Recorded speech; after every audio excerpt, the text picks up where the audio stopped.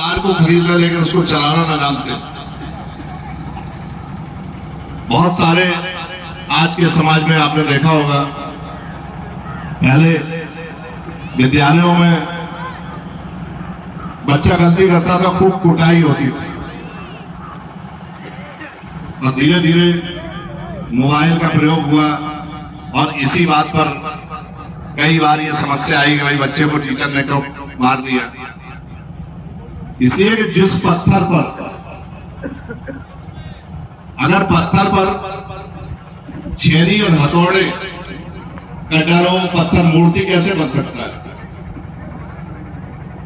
जिस खेत को हल की नोक का डर हो, वो खेत अच्छी फसल नहीं कर सकता है।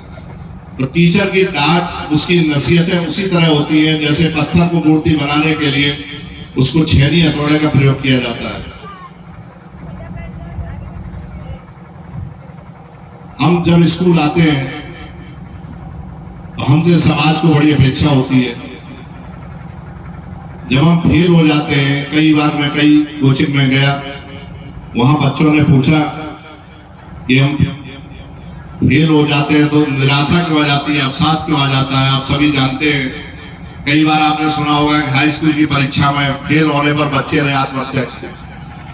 शायद वो बच्चे ये भूल जाते हैं कि जीवन में संघर्ष जितना लंबा होगा, सफलता उतनी अच्छी होगी।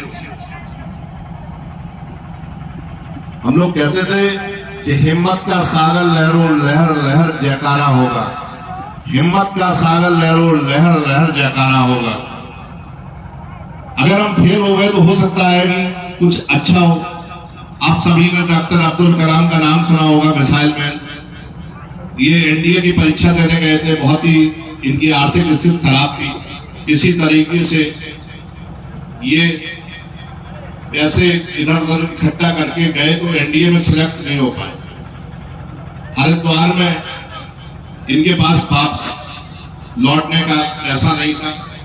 एक आश्रम पर गंगा नदी के किनारे घूम रहे थे और मन में विचार कर रहे थे कि क्यों ना आत्महत्या कर लें। वहां एक साधु शिवानंद जी घूम रहे थे। उन्होंने देखा कि ये बच्चा जो है परेशान लग रहा है। उन्होंने उसको बुलाया और पूछा तो उन्होंने कहा कि मेरे पास पैसे नहीं है, मैं सोचता हूँ कि मैं इतना इंटेलिजेंट था, मेरा सिलेक्शन हो जाना चाहिए था, पर मेरा सिलेक्शन नहीं हुआ। मैं सोच रहा हूँ कि अब जीवन जीने का कोई फायदा नहीं है। तो उन्होंने कहा, उनको खाना खिलाया, उनको पैसे दिए और उन्होंने कहा कि तुम्हारा जीवन हो सकता है हवाई जहाज उड़ाने के लिए ना हो, कुछ और अच्छा काम करने के लिए हो, और तुम वापस आओ, मेहनत करो। और बाद में जो है मिसाइल मैन के रूप में प्रसिद्ध हुए और उन्होंने जो मिसाइल की टेक्नोलॉजी दी, आज तक पूरे विश्व की मिसाइलें हमारे यहाँ से छोड़ी जाती है। इतनी बड़ी टेक्नोलॉजी कि आज भी अमेरिका, ब्रिटेन, जापान जितना भी विकसित देश है, लेकिन मिसाइल टेक्नोलॉजी वो मेरे देश से लेते हैं। तो भविष्य में हताश नहीं होना चाहिए, निराश नहीं होना चाहिए। कोई जरूरी नहीं कि जिस लड़के ने नर्सरी में टॉप किया हो, कक्षा 1 में टॉप किया हो, वो उस समय उसकी जो खुशी होती है, लेकिन एक बच्चा जो टॉप नहीं कर पाता है लेकिन बाद में किसी प्रतियोगिता परीक्षा में उसने आईपीएस आईएएस के लिए यूपीएससी टॉप कर दिया, पीएससी टॉप कर दिया, तो सही वक्त पर अगर वो टॉप करता है तो वो उसकी सफलता उससे भी कई गुनी होती है। जब उसे नर्सरी में उसको जब वो टॉप नहीं कर पाया था, कई ऐसे बच्चे दिखाई पड़े जिन्होंने ग्रेजुएशन में जो है बहुत अच्छे मार्क्स लाए, लेकिन उन्होंने आईएएस को टॉप किया और यूपीएससी के एग्जाम में उन्होंने अच्छे स्थान प्राप्त किए। तो सफलता कोई समय की मोहताज नहीं होती है। सफलता हमेशा उन्हीं कार्यों से मिलती है जो हमको अच्छे नहीं लगते। जैसे पढ़ाई हमको अच्छी नहीं लगती है, इसमें बच्चे अगर पढ़ाई करने लगे तो बहुत सारे बोर होने लगेंगे, लेकिन अभी कार्टून नेटवर्क लगा दीजिएगा तो कोई बोर नहीं होता। हम लोग भी 3 घंटे पिक्चर देख सकते थे जानवी कपूर की, लेकिन पढ़ाई के समय 3 बार नींद आती थी। तो जिन कार्यों से हमको सफलता मिलती है वो कार्य हमको अच्छे नहीं लगते कभी। आपके अभी सामने एक कोल्ड ड्रिंक का ग्लास रख दिया जाए और एक सादा पानी रख दिया जाए, तो आप नेचुरल कौन सा ग्लास उठाएंगे? कोल्ड ड्रिंक का उठाएंगे, क्योंकि कोल्ड ड्रिंक नुकसान करता है, पानी फायदा करता है। तो हमको हर चीज जो है इसलिए खराब लगती है क्योंकि हम बुराई की तरफ ज्यादा आकर्षित होते हैं। और यही हमारी सफलता असफलता की निशानी है। इसलिए कभी भी किसी व्यक्ति को हताश निराश नहीं होना चाहिए। हमारे सभी यहाँ टीचर, हमारे कभी शिक्षक इस बात को जानते हैं कि बच्चों के भविष्य में शिक्षकों का कितना रोल होता है। इसी में बहुत सारे शिक्षक हमारे गार्जियन से ऐसे होंगे जिन्होंने इतिहास को पढ़ा होगा। हमारे नालंदा तक्षशिला यूनिवर्सिटी भारत की विश्व की सबसे बड़ी यूनिवर्सिटी थी और हम विश्व गुरु थे। तक्षशिला यूनिवर्सिटी का एक छोटा सा अध्यापक चाणक्य, जब सिकंदर का आक्रमण हुआ तो उसको चिंता हुई कि नंद राजा भोग विलास में व्यस्त है और सिकंदर बढ़ता चला जा रहा है। उस अध्यापक ने जो है राजा से कहा कि देखिए वो बढ़ता चला रहा है और तुम नाच देख रहे हो। राजा को गुस्सा आ गई। उसने कहा कि इस शिक्षक को बाहर निकालिए, ये हमारा समय खराब कर रहा है। उस शिक्षक ने एक पेड़ के नीचे लेटे हुए चंद्रगुप्त नाम के लड़के को भारत का राजा बना दिया। ये शिक्षक की शक्ति है। समझ में आ जाए तो तालियां भी बजा दिया करोगे बच्चे को, कब समझ में आ रहा है। बहुत छोटे बच्चे हैं, लेकिन यही आगे हमारे देश के प्रधानमंत्री, राष्ट्रपति और यही हमारे वैज्ञानिक, हमारे प्रशासनिक अधिकारी यही बनेंगे। आज जब हमने पहली बार साइकिल सीखी तो मुझे साइकिल सीखना बड़ा कठिन काम लगता था, और आज कोई साइकिल सीखता है तो मैं कहता हूं यार क्या साइकिल सीख रहे हो, साइकिल कोई कठिन काम है। आज इनको बहुत जो चीज कठिन लग रही है वो इन्हें कल बहुत आसान लगेगी। हम लोग कभी देखते थे तो हमको प्रेरणा मिलती थी। हमेशा संगत का असर पड़ता है। जब मैं इलाहाबाद यूनिवर्सिटी में आया तो मैं नर्वस था और मुझे ये था कि कैसे पीसीएस आईएएस बना जाता है। लेकिन जब पहले साल मैंने देखा कि यूनिवर्सिटी के 26 लड़के आईएएस में सिलेक्ट हुए तो मेरा भी साहस बना कि अगर वो हो सकते हैं तो मैं भी हो सकता हूं।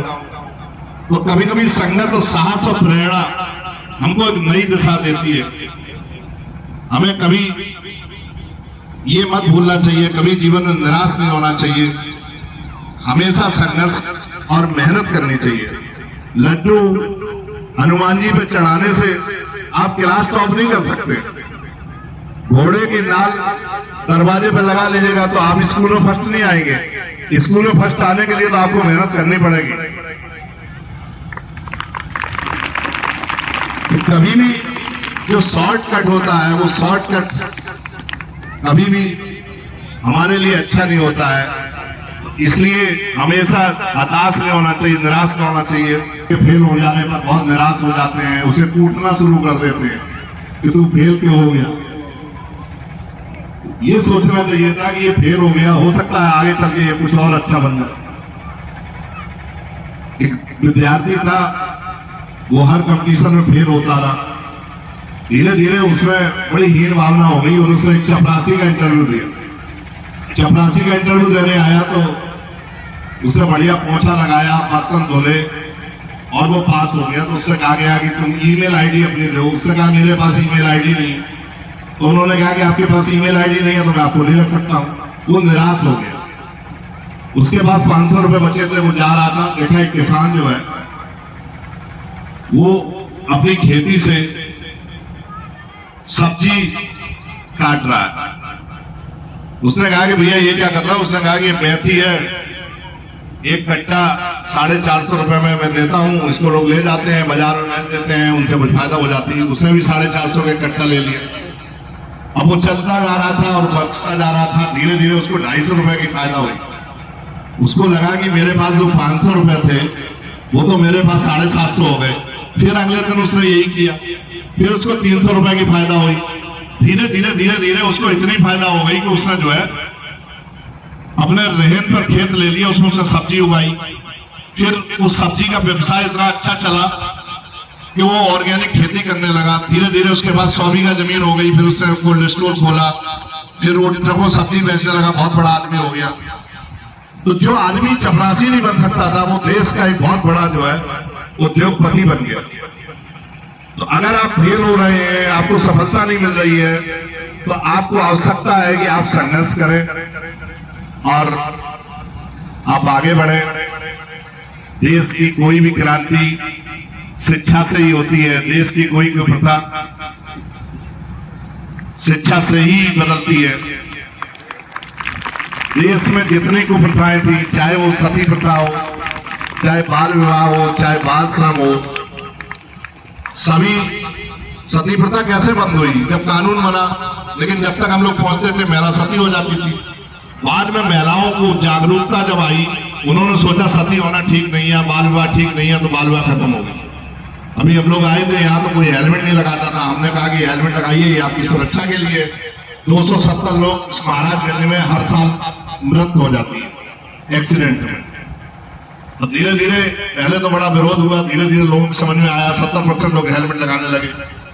कोहरे में आप जा रहे हैं, आपकी गाड़ी कोहरे में दिखाई नहीं पड़ रही है, एक गाड़ी भिड़ी, दूसरा भिड़ती चली गई, 2 लोग मर गए, 4 लोग मर गए।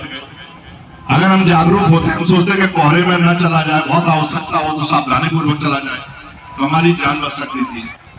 तो हेलमेट है, सीट बेल्ट लगाना है, यातायात के नियमों का जो लोग कहते हैं पालन करना होता है, ये भी एक कुप्रथा है।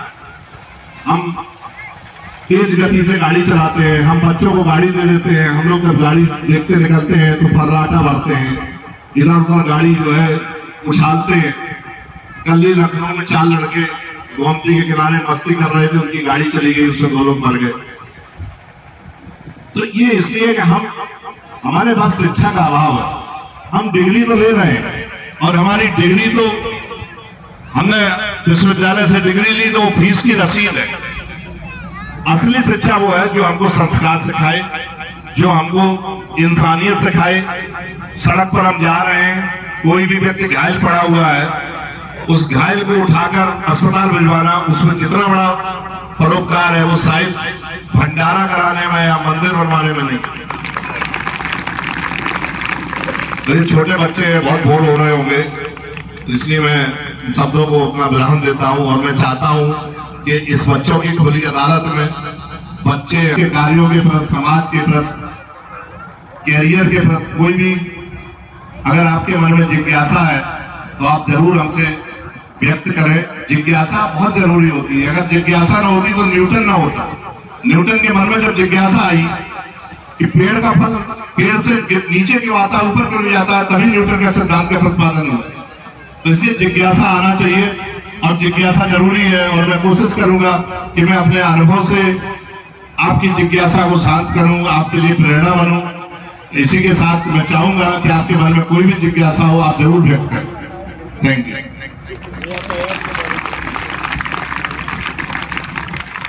हमारे प्रबंधक जी, यातायात के बारे में मैंने बहुत बड़ी चीज कही है। वो ये कहा है कि जैसे सती प्रथा खत्म हुई, वो कुप्रथा थी।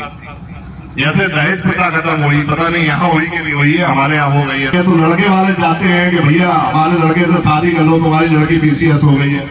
इसी तरह से ये जो हमारी कुप्रथा है कि हम हेलमेट नहीं लगाते हैं, अंधेरे में कोहरे में चलते हैं, शराब पी के चलते हैं, ये तभी खत्म हो सकती है जब हम जागरूक हो। जागरूक तभी हो सकते हैं जब असली शिक्षा का मतलब डिग्री लेना नहीं है, शिक्षा का मतलब ज्ञान प्राप्त करना है। जब तक आपके पास ज्ञान नहीं है, अनुभव नहीं है, शिक्षा कभी नहीं हो सकती। आपको शिक्षा वाले बहुत लोग मिल जाएंगे, लेकिन आपको अच्छे इंजीनियर नहीं मिलेंगे, अच्छे डॉक्टर नहीं मिलेंगे। अभी गांव में चले जाइए, अच्छे मैकेनिक नहीं मिलेंगे। इसलिए कि हम डिग्री तो ले लेते हैं, लेकिन हम ज्ञान नहीं लेते हैं। लेकिन जिस आदमी के साथ शिक्षा के साथ दक्षता, वो कभी ये गलती नहीं कर सकता। अगर आपके दिमाग में आगे मोबाइल किसने लेना सिखाया? मोबाइल किसी ने नहीं कहा कि आप खरीदिए। ना ये हुआ कि हम मोबाइल नहीं है तो हम चालान करेंगे आपका। हमारे समझ में आया कि मोबाइल हमारे लिए उपयोगी है। आज मोबाइल हम कभी नहीं भूलते हैं, लेकिन हेलमेट भूल जाते हैं। लेकिन आप सोचिए, आप कुत्ते से लड़ गए, आप स्पीड ब्रेकर पर जो है गिर गए, आप वैसे ही आपकी गाड़ी किसी गिट्टी पे चढ़ के गिर गई, तो आपका अगर सिर सुरक्षित है तो आपकी जान सुरक्षित। आप एक व्यक्ति खत्म होता है, लोग तमाशा देखते रहते हैं, चले जाते हैं, लेकिन उस परिवार पे सोचिए जिसका वो इकलौता बेटे का चिराग बुझ जाता है, उस घर का एक कमाऊ सदस्य खत्म हो जाता है। उस भावनाओं को आप सोचिए कि उस घर पे क्या बीत रही होगी जिसका इकलौता बेटा एक्सीडेंट में खत्म होता है। तो ये तो एक जागरूकता है। हम चालान से या आपको जबरदस्ती परेशान करके हम कभी भी जो है हेलमेट नहीं लगवा सकते हैं, ना सीट बेल्ट बंधवा सकते हैं। आप सीट बेल्ट बांधे हुए हैं, गाड़ी का एक्सीडेंट हुआ, आपके एयरबैग तभी खुलेंगे जब आप सीट बेल्ट बांधे होंगे। अगर सीट बेल्ट बंधी हुई आप बच जाएंगे।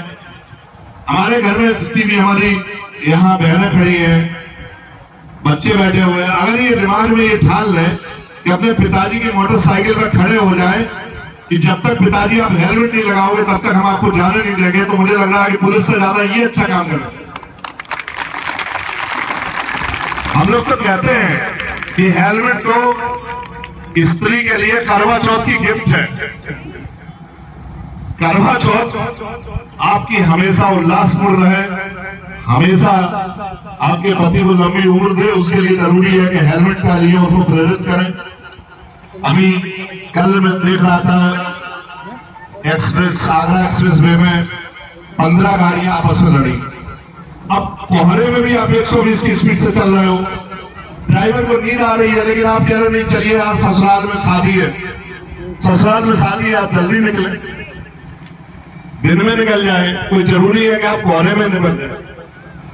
अगर हम लोग घर में गांव की पुलिया पर बैठकर 2-3 घंटे गप सड़ाके लगा सकते हैं, तो क्या हम ससुराल पहले 2 घंटे पहले नहीं निकल सकते? तो ये जो हमारा यातायात है या कोई भी सामान्य बुराई है, ये जागरूकता है। जब तक हमारी सीएम कुछ भी करें, हमें तो ऐसे लोग मिले जो हेलमेट तो दिए थे लेकिन टांगे हुए थे, लटकाए हुए थे। तो मैंने कहा कि हेलमेट टांगोगे तो दुर्घटना कैसे थामोगे?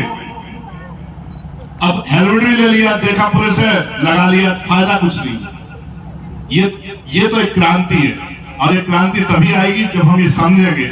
अगर कोई पढ़ा लिखा आदमी ये समझेगा हेलमेट हमारे